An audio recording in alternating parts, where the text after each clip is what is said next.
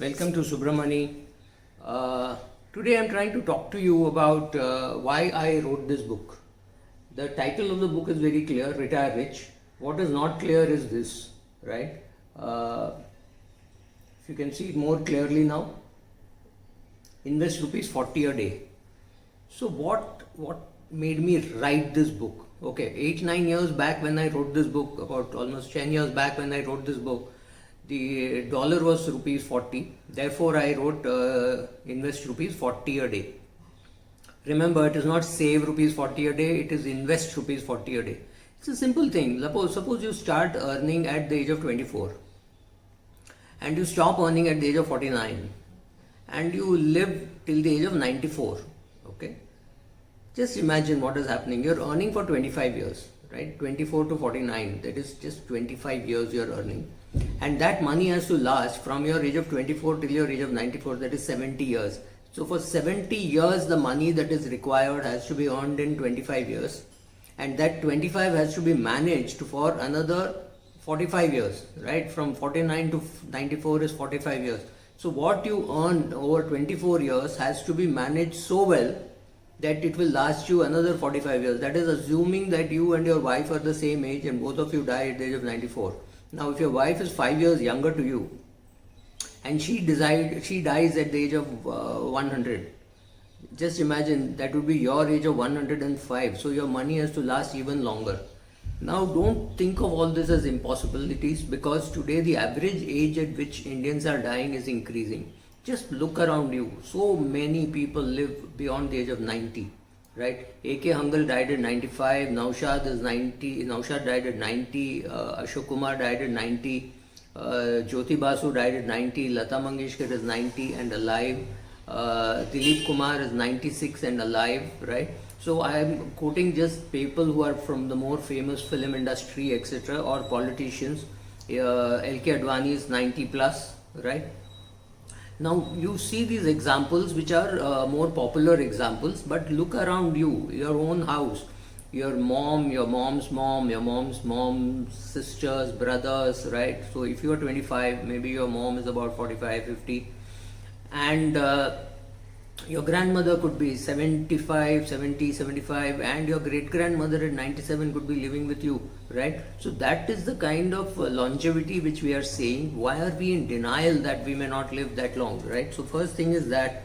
So is money management difficult? No, it's not difficult if you start at 25. Yes, it is very difficult if you start at 75, or even if you start at 55 with very, very fixed notions which were given to you perhaps by your parents and by your own experience.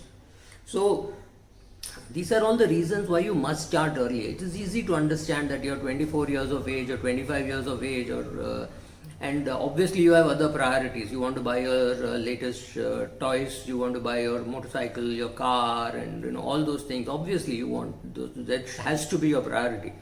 Retirement can't be your priority, but still, when I tell you the amount is so small, look at the amount. It is only 40 rupees a day, right? So 40 rupees a day doesn't look impossible for anybody, because today if you are a fresh MBA, in a worst case scenario, you will still start on a salary of 5-6 lakhs.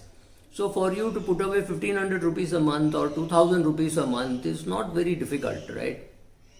I mean, not very difficult just for retirement. You prioritize other things. You put 15,000 away for buying your motorbike after 3 years. That's fine.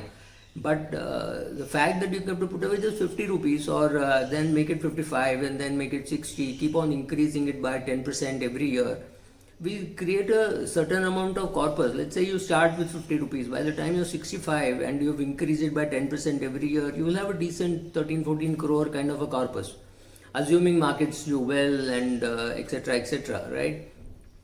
Now, is that enough? No, I'm not even saying that is anywhere near sufficient. You might require much more than that, but this will definitely be a substantially big part of how much you need. Suppose you need 30 crores for retiring at the age of 60 or at the age of 55. What happens is at least half of the corpus is ready, right? The other half is what you have to think about, which might be lying somewhere else, but at least half the corpus is ready. And halfway through, maybe when you're 40 years of age, you will know that are you reaching the target or not reaching the target, or what magic has to be done, of how maybe you have to increase the amount of SIP or retire later, any of those things, but at least you're on the ball, you know what is happening. Now suppose you didn't do anything like this and you wake up at 40 saying, oh my god, I need 20 crores, where are you going to get it from? That is a big issue. Starting early gives you one more advantage. It gives you the flexibility of saying, okay, now for 2 years I cannot put money. That's great, at least as long as you do not touch, right? So you're putting an X amount, say you're putting 10,000 rupees a month, and suddenly for 2 years you're a girl and you have a kid, so for 2 years you want to take a break. That's fine, as long as you don't touch the corpus. Don't touch the corpus, let it be as it is, let it grow. 2 years you don't put in the middle, yes it is bad, but it won't hurt you too badly. Then you come back, you take up your job again, and then you start putting a little more. Maybe your due amount was 13,000, you start putting 14,000, right? That will at least somewhat reduce the damage. But if you didn't have a focus like this, you would have just not done anything, and suddenly one day woken up and said, oh my god, I can't retire, I have to work now till the age of 90, right?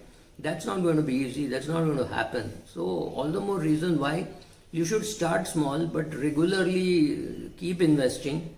And I thought maybe not many Indians know that the process itself is so simple, so anybody can do it. So I said, let's all make a start. And remember the word, you have to invest 40 rupees a day, not save. Invest means this money has to go into good quality equity funds. You are 24, you have no clue where to invest, that's fine. There is something called an index fund. Start off with an index fund. How should you start off with an index fund? What should you do? First, you should decide that you will hold this jointly with your mother, right? Or with your father, whoever. So you should be planning to make this a joint investment called Either or Survivor in a mutual fund. So first time that you invest, you will have to go to the mutual fund office. The KYC can be done electronically. Today, thanks to COVID, it is happening, but if it is not too much of a bother, go to the nearest mutual fund that you have near your house. Go with your PAN card, go with your Aadhaar card, go with some other residence proof, maybe your ration card or driving license if you have one, and your checkbook, and take your parent along. Take your father or your mother, whoever is going to be the nominee. Or the second holder, sorry, not the nominee, the second holder, the Either or Survivor second holder. If it's your money, your name should be first. If it's your father's money, your father's name should be first. So go and first get your KYC done.